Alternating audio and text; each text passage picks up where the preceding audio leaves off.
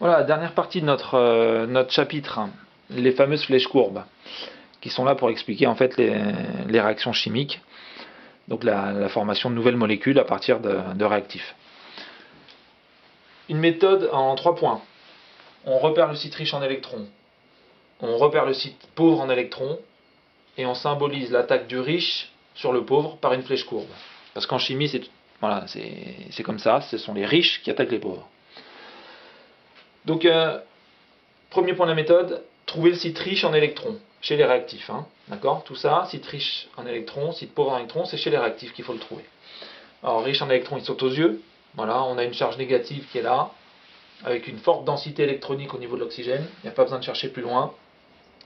Le riche en électrons, s'il est chargé négativement, s'il y a une entité chargée négativement, c'est forcément lui.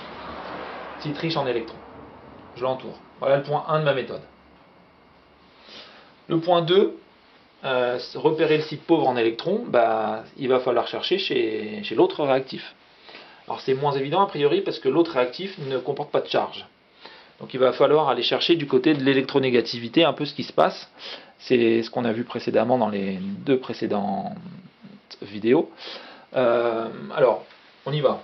On prend la molécule en partant du début. Une liaison carbone-carbone. L'électronégativité de ce carbone est la même que celle-là, donc les électrons sont sagement au milieu.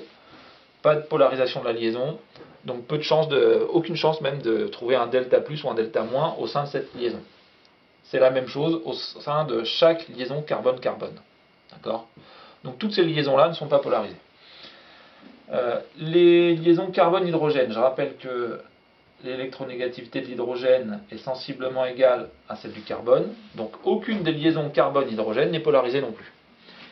Tout va donc se passer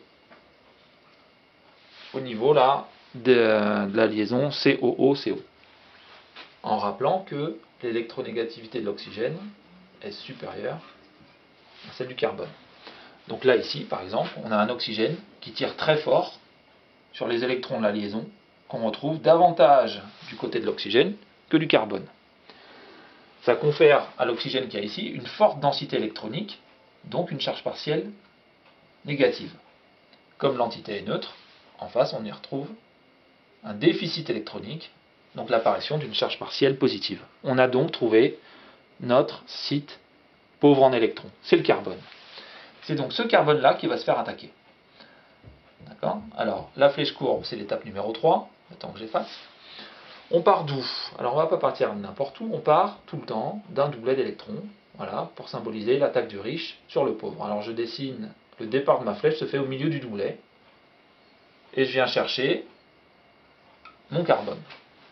Cette flèche courbe verte, là, que je viens de dessiner, symbolise la création d'une liaison, qu'on retrouve dans les produits, à ce niveau-là, entre l'oxygène et le carbone. Donc ce que j'ai dessiné en vert ici de manière courbe, c'est représenté maintenant par cette liaison-là.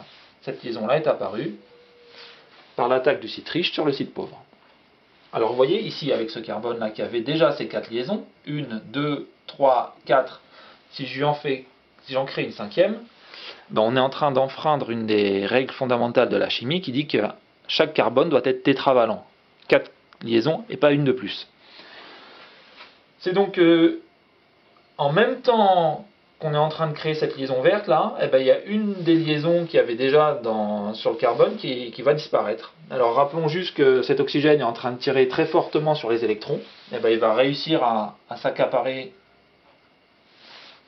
une liaison de la double liaison, une branche de la double liaison, pour en faire un doublet non liant.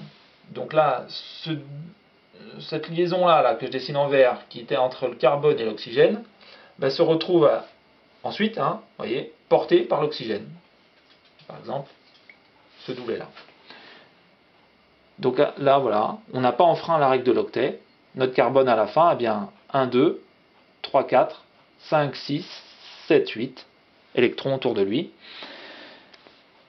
Création de liaison, rupture de liaison.